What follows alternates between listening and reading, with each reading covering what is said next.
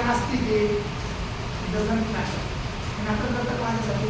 मग माझ्या बोलण्यातून माझ्या एकंदरीत मागच्या 1 वर्षभराच्या प्रवासामध्ये तुम्ही तेच बघितलं का भगवान मास्तर म्हणतात तिला आले बाबा आज मन प्रसन्न तिथं आपलं मंदिर काय आहे? शिक्षण, हेच मंदिर, हीच पूजा, हेच कर्म. मला कशा ते म्हटलंय ना फक्त कर्म ही पूजा तेच आहे साधना. कुठंच नाही. जे ऋषी मुनी तपस्वी होते त्यांनी असं मंदिराच्या नावाखाली तपस्या नाही केली. त्यांनी जो अभ्यास केला त्याचं ध्यान धारणा केली तोच अंमलात आणला.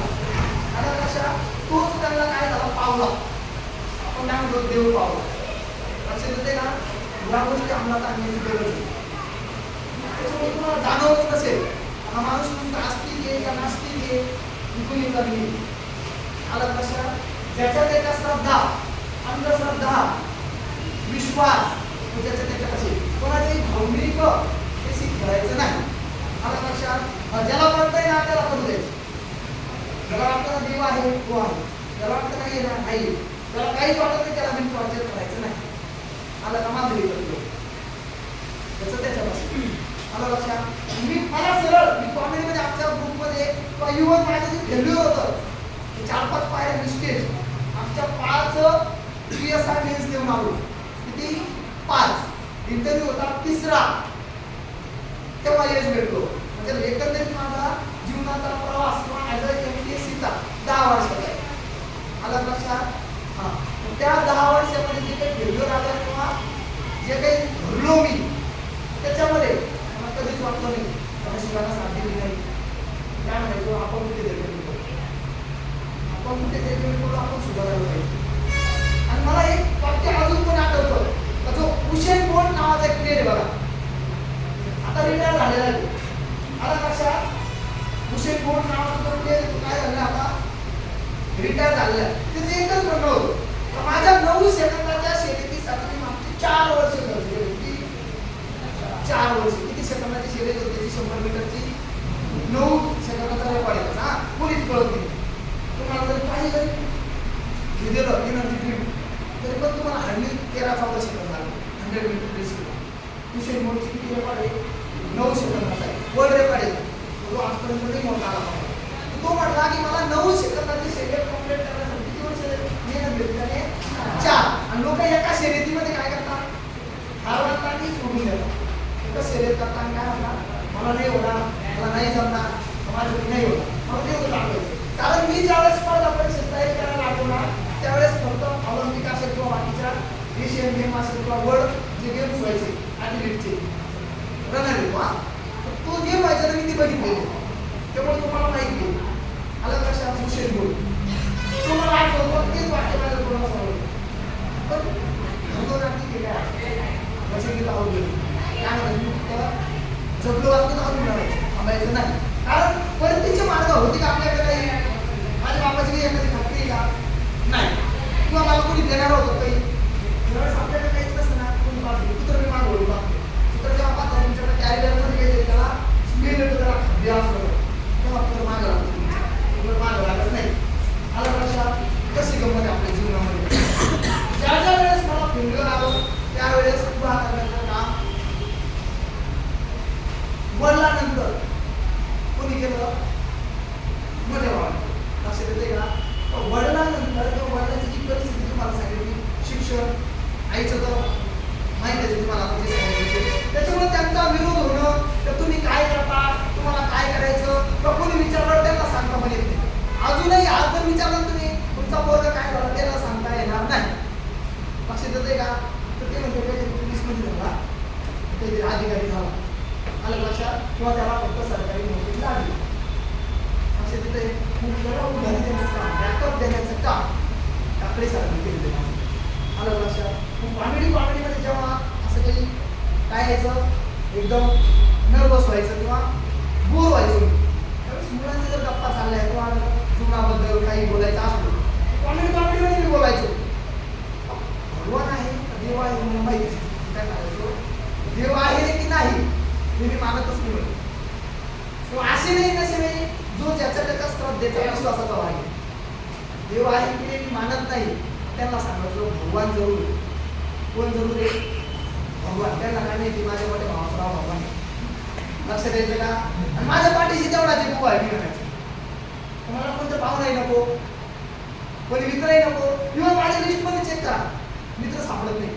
आता मित्र हक्क सांगतील हा आमचा क्लासमेट आहे, हा आमचाच मित्र आहे, हा आमच्यातलाच आहे. पण जे ॲज अ एमपीएससी ॲस्पायरंट म्हणून सोबत आले, पण जीवनामध्ये चालताना हे काय होते, प्रवासी यात्रा असते. जसं तुम्ही आता गाडीमध्ये बसताना स्टॉपवरून तर लोक सोबत येतील, त्यांच्या स्टॉपाला उतरून पण जातील, तुम्हाला प्रवास करत राहणे. तसं माझ्यासोबत खूप झालेलं आहे. 10वीला वेगळे फ्रेंड, 12वीला वेगळे फ्रेंड, ITIला वेगळे फ्रेंड, MPSCची तयारी करताना वेगळे फ्रेंड, राज्यसेवा मेन्स करतो तिथे वेगळे फ्रेंड, PSIला ग्राउंड उतरलो तिथे वेगळे फ्रेंड, इंटरव्ह्यूला तिसरीच लोक, फेल झाल्यानंतर कोणीच नाही. ही कंडिशन माझी. आलं लक्षात? त्यावेळेस मला कळालं अरे यार, जर आपण एवढी तयारी करतोय, एवढा अभ्यास करतोय, तरी आपल्याला अपयश येतंय. कसला दिवस नसतो काय? माझ्यासाठी काय नका देऊ? अजिबातच नाही. लक्षात येते का? मी कोणाच्या भावनेशी नाही खेळलो, पण मला खेळवलं. आलं लक्षात? मला माझा डायरेक्ट विश्वास होता. हे देव मी असतो, श्रद्धा किंवा काय म्हणतात नशीब. आधी पुढच्या नशिबाचा देऊन त्याला मला म्हटलं आपण आपल्या नशिबाविषयी काही नाही होत. त्याच्यामुळे मी डायरेक्ट माझा तो डोकंच बोलून गेला होता. तर मी कॉन्फिडन्सली सांगू शकतो देव आहे की ते मला माहीत नाही, पण भगवान जरूर आहे. जो की आजपर्यंत लहानपणापासून हाताला हात धरून चालायला शिकवण्यापासून शर्टिंग कशी करायची, शूज कसा घालायचा, त्याच्यानंतर समाजात जाताना कसं वागायचं, लोकांना रिॲक्ट कसं व्हायचं, इथपर्यंत सगळी गोष्ट जीवनामधली एक दिव्यामध्ये तेल ओतण्याचं काम जे कोणी केलं असं ते फक्त भगवान नावाच्या व्यक्तीने केलं. त्याच्यामुळे माझ्या विचारात ते आलं देव आहे की नाही मला माहीत नाही, पण भगवान जरूर आहे. आणि जो की माझ्या पाठीशी खंबीरपणे कसल्याही संकटांना वादळांना न डगमगता उभा आहे, तोच एकमेव माझा देव आहे. एवढं मला त्यातून कळालं. त्याच्यामुळे माझं बाकीच्या गोष्टीवर मी बिलीव्ह करत नाही, मेहनतीवर बिलीव्ह करतो, कष्टावर बिलीव्ह करतो आणि आपल्या हक्काच्या माणसावर बिलीव्ह करतो. असं दिलं का तुम्हाला?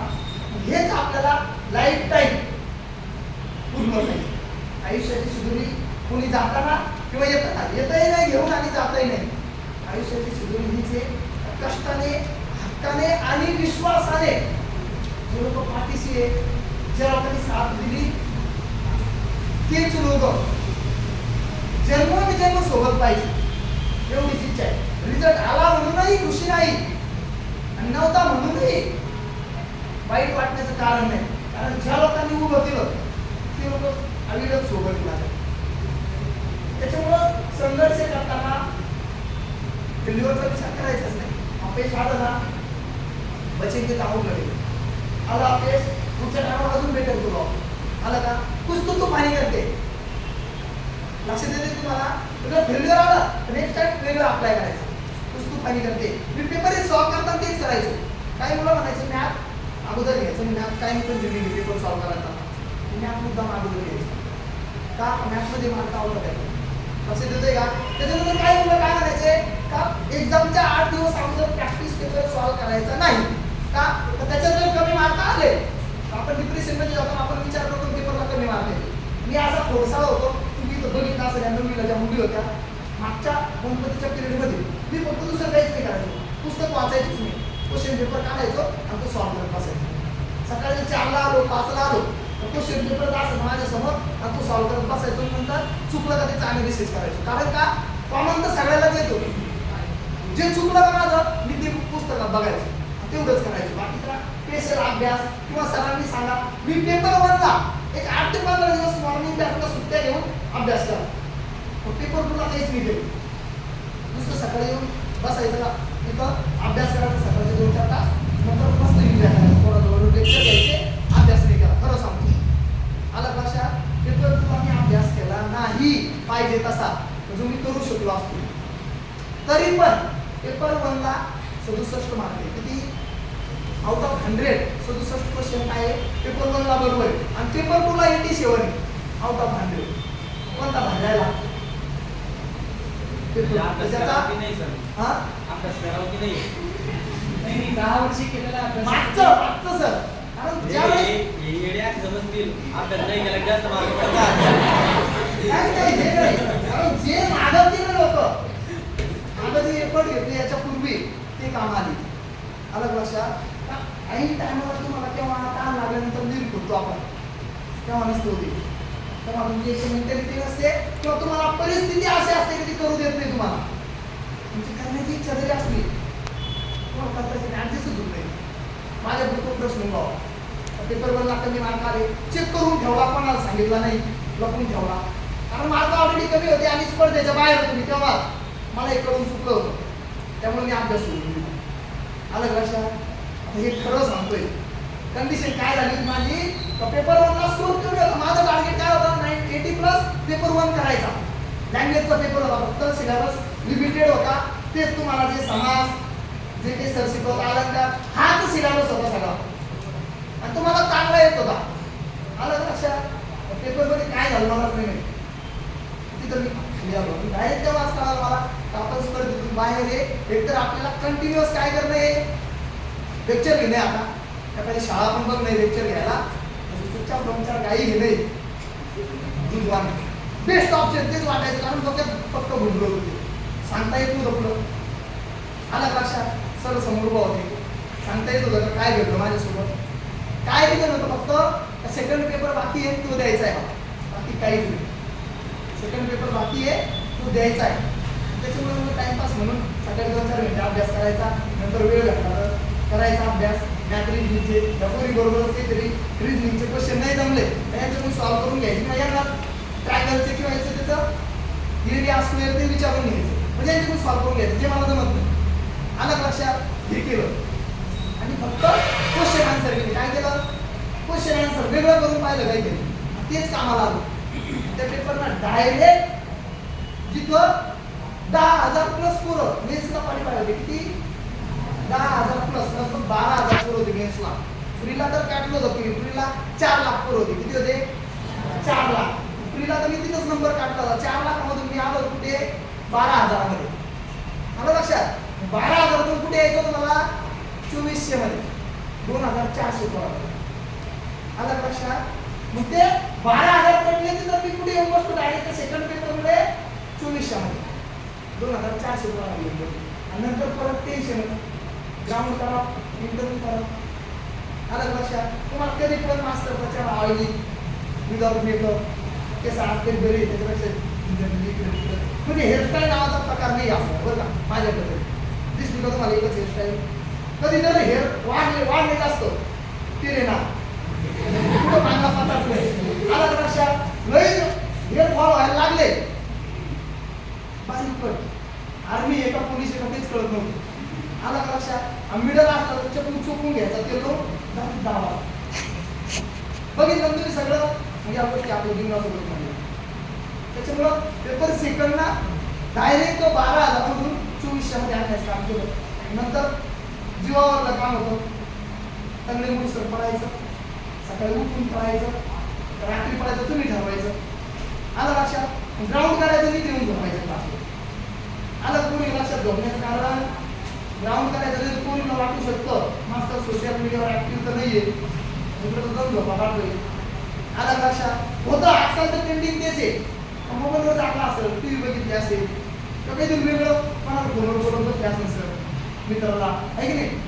या गोष्टीमुळे तिथे येऊन झोपा लागायचं, कारण उन्हाळ्याचं वातावरण होतं. मागच्या हिवाळ्यात ग्राउंड सुरू केलं होतं तेव्हा हिवाळ्यामध्ये, कारण दिवाळीच्या आणि दसऱ्याच्या मध्ये पेपर झाला होता. तो पेपर झाल्यानंतर ग्राउंड असतं, म्हणजे हिवाळ्यात ग्राउंड केलं सुरू. हिवाळ्याचं वातावरण माहिती तुम्हाला, मेथीचे लड्डू खाल्ल्यावर कशी छान झोप लागते, आहे की नाही. खाऊन पिऊन इथे येऊन झोपायचं मी क्लासला, उरलेलं टाइम लेक्चर घ्यायचं. नंतर परत टेन्शन काय, ठीक आहे ग्राउंड तर करू आपण, पण आपल्याला इंटरव्ह्यू पण द्यायचा आहे. आपली लँग्वेज तर अशी गावंडळ आहे, बोलण्यात कळते तुम्हाला माझी, काय बोलेल म्हणतो पाठ कळत नाही तुम्हाला. कुणीकडे कुठे घुसतं, कधी इंग्लिश कधी मराठी कधी हिंदी, आहे का एक लँग्वेजचा काही सुमार सांबार आहे का त्या लँग्वेजला, अजिबातच नाही. ते मोठं टेन्शन होतं माझ्यापुढे. तर आपल्याला शिस्तीत बोलायला शिकलं पाहिजे. इव्हन बोलता बोलता कुठे असू दे, मी पाहुण्यावाड्यात असू द्या, घरी असू द्या, काही पण बोलतो मी, मला कळत नव्हतं. आलं लक्षात बोलता बोलता निघून जातं ते की या जर रागात का बोलला, माझं ट्युनिंगच तशी. हा माझा प्रॉब्लेम आहे का आता आवाजाचा प्रॉब्लेम मला नाही कळतो, कारण मी इंटरव्ह्यू देताना सुद्धा याच ट्युनिंगमध्ये बोललो. आलं लक्षात? इंटरव्ह्यू देताना सुद्धा याच ट्युनिंगमध्ये बोललो. समोरच्याला मे बी एक्सपेक्ट असेल आणि सॉरी बोला, मी रिटून बोललो. आलं लक्षात? सॉरी बोला असं समोरच्याला कानांना अपेक्षित होतं, मी तिथे रिटून बोललेलो. आलं लक्षात? मग ते नॅचरल आहे, माझ्या स्वभावात ते भिडलेलं आहे. मागच्या 10 वर्षाचे मला घडवलं किंवा मी घडलो परिस्थितीनुसार, त्याने मला तेवढं मजबूत आणि कठोर बनवलं. मला कसली भीती वाटत नाही, कोणाला बोलताना मी अजिबात विचार करून बोलत नाही, जे ते डायरेक्ट बोलतो, नंतर बघू परिणामाचं काय होतं. आला लक्षात? या गोष्टी माझ्यासोबत घडल्या. त्याच्यामुळं त्या 2400 मधून ग्राउंड झालं, ग्राउंडला कमी पोर आले, 1400 मध्ये आलो. किती मध्ये आलो? 1400 इंटरव्ह्यूला क्वालिफाय झाले. आता त्याच्यामधून टार्गेट होतं फक्त 603 घ्यायचे, 603 एवढेच घ्यायचे. आला का नाही परत 1 by 1. हा हेड टू हेड झाला नंतर, पण हेड टू हेड झालं पण कॅटेगरी वाईज डिफरंट आहे ना. तिथं पण प्रश्न काय अस्तित्वाचा, तुला प्रूव्ह करणं आहे. ग्राउंड झालं, पेपर झाला, त्याच्यात तुझं होत नाही बाबा. आलं लक्षात? तुला काय तयारी करणं त्याच्यात इंटरव्ह्यूची सगळं आपलं रामायण महाभारत आमच्या 5-10 वर्षात काय केलं, कुठून आले, काय खाल्लं, कोणत्या घरातून आले, कोणत्या शाळेत शिकले, कोणत्या सरांकडे शिकले, कोणता सब्जेक्ट शिकले, म्हणजे या गोष्टी तयार केल्या. त्याच्यानंतर तुम्ही यायचं मोठं जीवा. आलं लक्षात तुम्हाला? तर माझ्या बऱ्याच मित्रांनी किंवा मैत्रिणीकडे समजतं काय सुंदर हस्ताक्षरात नोट्स लिहिलेल्या, व्यवस्थित त्यांनी क्वेश्चन तयार केलं, त्याचं आन्सर लिहिलेलं, मी त्यांच्या प्रिंट काढून इकडे झेरॉक्सवर खाडा पडली. बघितलं असं मी पडलेले झेरॉक्स. मी असं एकदम आता बॉक्स तयार करून घ्याला आणि त्याचं काय करणार, आता एक अलमारी करणार तयार पराक्रमाची माझ्या. सगळं खाडा पडे वरले आन्सर खाल्ल्याचं असं आडं करून इकडं क्रॉस करून असं काहीतरी लिहिलेलं. आला लक्षात?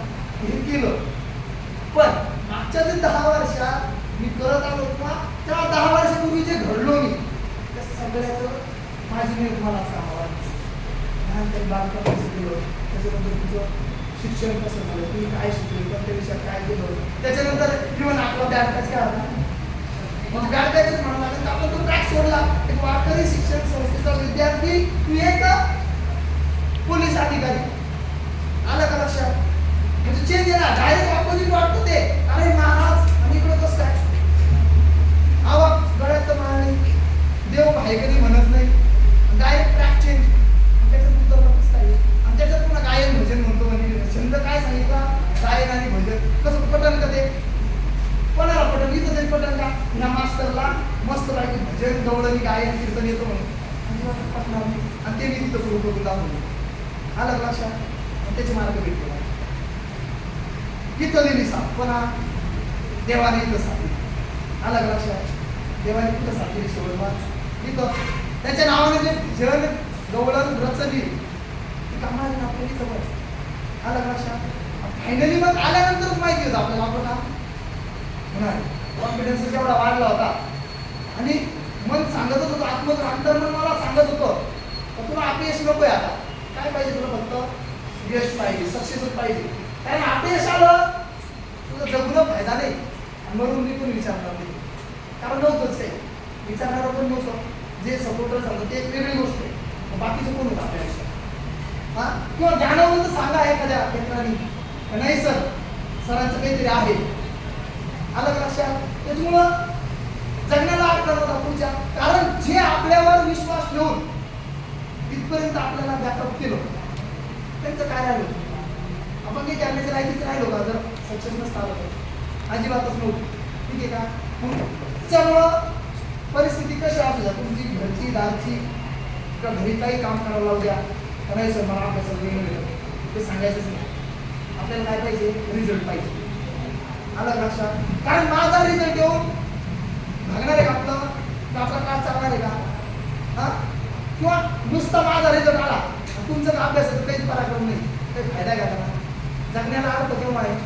सगळ्यांना सोबत घेऊन गेलं. आलं लक्षात? त्याच्यामुळं तुम्हाला तेवढ्या जिम्मेदारीनं विश्वासानं स्वतःला आत्मविश्वासानं सांगणे तुम्ही करू शकता. मला येतं नाही जमलं तरी माझी करण्याची तयारी आहे. आलं का लक्षात? या गोष्टी प्रत्येकाला बरं का एक लहान भावासारखे म्हणून सांगतो तुम्हाला किंवा बहिणीसारखे म्हणून हे करण्याची गरज आहे आपल्याला. अर्थ किती येऊ द्या, चुकातून शिकायचं. अरे का चुकलो, यावेळेस चुकलं ना, नेक्स्ट टाइम चुकायला नको. माझा पेपरचा फंडा बघितला असेल ना तुम्ही, आपला पेपर झाल्यानंतर टेस्ट पेपर मी तेच सांगतो, नेक्स्ट टाइम इम्प्रूव्ह केली, next time will be the best. बरोबर ना? याच्यापेक्षा काय पाहिजे आपला बेस्ट पाहिजे ते करा. आणि हँडरायटिंगवर खास करून सांगतो काम करा. माझं धरलो आलं लक्षात? कारण लिहून मी आज